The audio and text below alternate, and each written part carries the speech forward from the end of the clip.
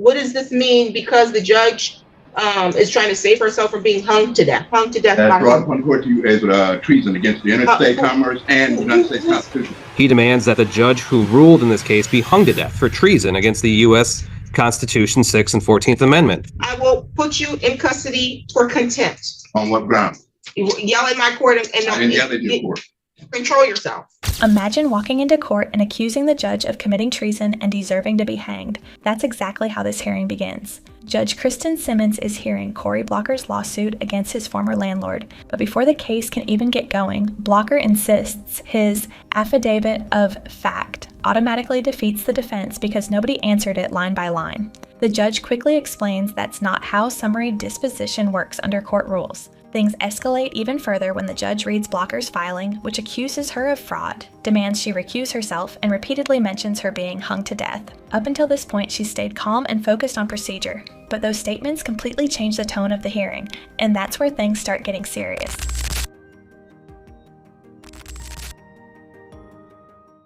And the fraud upon the court still being committed because the judge is providing an unfair advantage to try and save her from being hung to death for fraud upon the court committed by Kristen D. Simmons. Therefore, the defendant has the time given by law to respond to this case will be granted full and final judgment with no further need for litigation.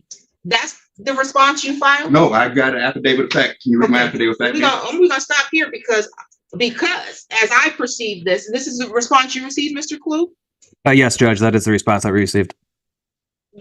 There appears to be some threats in this response. What does this mean? Because the judge is trying to save herself from being hung to death. Hung to death. That's brought upon the court to you as treason against the interstate commerce and the United States Constitution. And the fraud upon the court. I stated what was I'm asking a specific question. All I'm doing is giving a specific You're going to answer my question, and you're going to operate with decorum and control over yourself. I got it. Or you see this officer back here? Do you see him? I will put you in custody for contempt. On what grounds? You yell in my court and I didn't yell at your court. Control yourself. I'm going to ask you another question. You're going to answer my question. What does it mean when you say the judge is trying to save herself from being hung to death? Is that a threat? No, ma'am. Like I just explained, that is, if you are convicted of fraud, because I'm going to go down and file a judicial misconduct against both y'all, because he didn't send the mail so I could sit up here and defend against that, which is in my affidavit of fact. That's what I'm saying. My affidavit of fact that he has. Calm down. Okay, my affidavit of fact that he didn't defend, it states that he knew my exact address and sent it to the wrong place, so I didn't even get to the defendant until after I sent the affidavit of fact. He knew your exact address. He knew the exact, because I sent it. What? I sent the change of address, and he got it. After denying that he threatened anyone, Blocker shifts the conversation toward a mailing dispute. He claims the defense intentionally sent important court documents to an old address, preventing him from responding properly. The judge slows everything down and starts asking basic questions instead of jumping to conclusions. She wants dates, addresses, and proof, not accusations. Defense counsel calmly explains the timeline and points out something difficult to ignore. The motion was mailed to the address Blocker himself had listed, and despite claiming he never received it, he later filed paperwork responding to that same motion. Looking at the records, the judge concludes that even if there had been an address issue early on, it had already been corrected. From where I'm sitting, this is where the hearing starts separating facts from assumptions. Blocker clearly believes the system treated him unfairly, but belief alone isn't enough inside a courtroom, and the next filing only makes things more complicated. I don't see where you address the statements that they made in the motion. On my fact, can I speak to yes. My affidavit of fact? It addresses every one of them, and that's after his response. My affidavit of fact goes through everything he stated. My affidavit of fact breaks it down line by line. You're talking about the administrative complaint to change your address? No, I'm talking about the administrative complaint. That's an affidavit of fact. I'll need to adjourn to get my paperwork so I can come back and do this. Well, but I can promise you one thing. This is going to get resolved today. There will not be an adjourning and coming back. But I have filed a response and I filed an affidavit of fact. That affidavit of fact in there is evidence. It's proven by law. As long as I got that affidavit of fact, I defeated his motion for a summary deposition because I have the affidavit of fact in it, and that's evidence. This is the administrative response and affidavit of fact filed December 29th, correct? And that's evidence. Corey Deshawn Blocker makes this administrative response and affidavit of fact for this court's record and on this court's record. Corey Deshawn Blocker makes this administrative response by affidavit of fact to respond to the defendant's motion for summary disposition under grounds Michigan Court Rule 2.116 and under MRC 2.116C10, which this affidavit of fact defeats the defendant's motion and gives the plaintiff grounds that relief must be granted. Corey Deshawn Blocker states for the record with this affidavit that on November 15th, 2023 at around 2 a.m., Corey Deshawn Blocker resident was broken into by Lansing Police Department for what should have been a civil complaint. That never happened because the defendant allowed the situation to escalate, even though Corey Deshawn Blocker on many occasions went to the defendant explaining the problem that neighbor Andrew Workman was causing, banging on the walls for months. The reason the defendant allowed Andrew Workman to bang on the wall was because the defendant was retaliating against Corey Deshawn Blocker for filing a lawsuit against the defendant because of repeated requests for the first month's rent and deposit, which Corey Deshawn Blocker said the computer proved. If this case already has you hooked, you're in the right place. Like and subscribe to Court with Mia. I cover the most epic, jaw-dropping court cases you won't believe are real. But the defendants for 3 months sent letters demanding the payment. After the lawsuit was filed, the defendant finally acknowledged payment, but then the banging on the wall by Andrew Workman began. And even though the defendant and the Lansing Police Department stated that Andrew Workman was going to be evicted, Corey Deshawn Blocker is the one who was illegally incarcerated and evicted on January 15, 2024 by the defendant. Because this court never allowed Corey Blocker's appeal to proceed, that the record show he verbally requested in court. Then there is the fact that Ingham County Jail purposely held Corey Deshawn Blocker's written motion for appeal and never allowed it to reach the courts in time.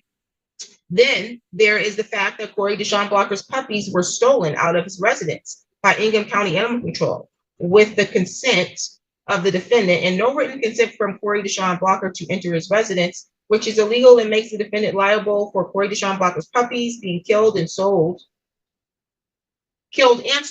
by the Ingham County Animal Control. Then there is the fact that Judge Carol Koenig and Cole then illegally incarcerated Corey Deshawn Blocker for child support case that was closed in 2005 when the child died. But both judges reopened the case without congressional authority to do so by law, which violates Corey Deshawn Blocker's Sixth Amendment because the codes that were used violates the U.S. Constitution 14th Amendment right to due process, furthermore, giving grounds that relief can be granted. Then there is the fact that Corey Deshawn Blocker was illegally incarcerated for 4 months, which the fact that Corey Deshawn Blocker was not convicted on any charge proves that the defendant and its affiliates concocted and purposely committed treason against the United States Constitution for the purpose of denying Corey Deshawn Blocker from being made whole. Now there is the fact that this court is still committing fraud upon the court by the judge not recusing herself for conflict of interest, which was done in the case 23-028252LT because she by law must recuse herself by law. Then there is the fact that the docket text proves that the defendant's motion was sent to the wrong address on purpose. The courts knew it was sent to the wrong address and committed fraud upon the court by allowing the motion date to be set without proper service, which furthermore proves the defendant and their affiliates' guilt beyond a shadow of a doubt and grounds that relief must be granted by law. This affidavit was given in response for the purpose of giving evidence to defeat MCR 2.116C78 and MCR 2.116C10, which this affidavit of fact defeats both codes. Therefore, by law, the defendant has 10 days by law to respond by affidavit, only defeating line by line. Once the affidavit is finished, defense counsel explains why he believes the lawsuit simply cannot move forward.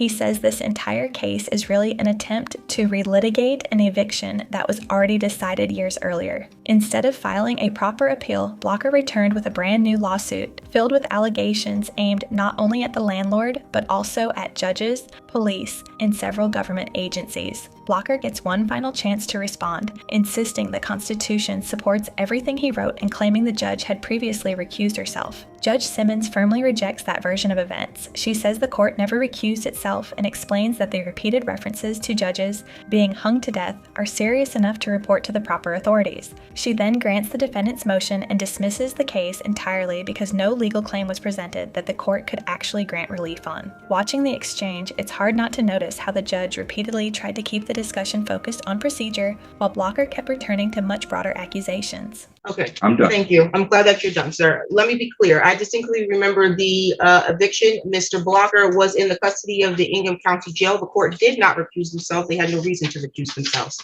The court held a hearing on the eviction, and the plaintiff was granted the eviction. What happened with your dogs and anything else after the fact, the court had no control over, nor did the court have any involvement.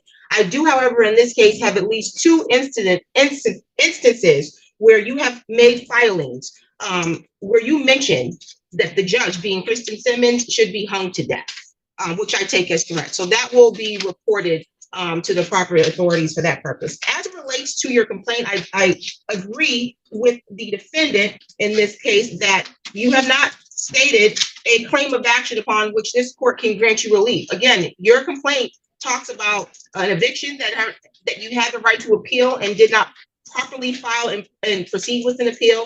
And then it also makes statements mostly against the judge who presided over that eviction, and claims that you believe that judge should be hung to death for the decision made in that eviction. So your request to have this case proceed cannot be granted. I have to grant the motion for summary disposition of the defense. Your case is dismissed. Okay. Any additional matters for the record? No, Judge, I'll prepare an order. Thank you. Thank you, Judge. Bro, sometimes the strongest argument in court isn't the loudest one. It's the one supported by law and evidence. Judge Simmons stayed focused on procedure, even as the hearing became increasingly tense, and based on what was shown here, I think dismissing the case was the correct decision. Do you think the court got this right, or should Blocker have been given more room to argue? Let us know in the comments. That's a wrap on another epic case, and honestly, I have so many more where that came from. Drop a comment and tell me what you thought, and make sure you're subscribed to Court with Mia so you never miss the next one. See you there.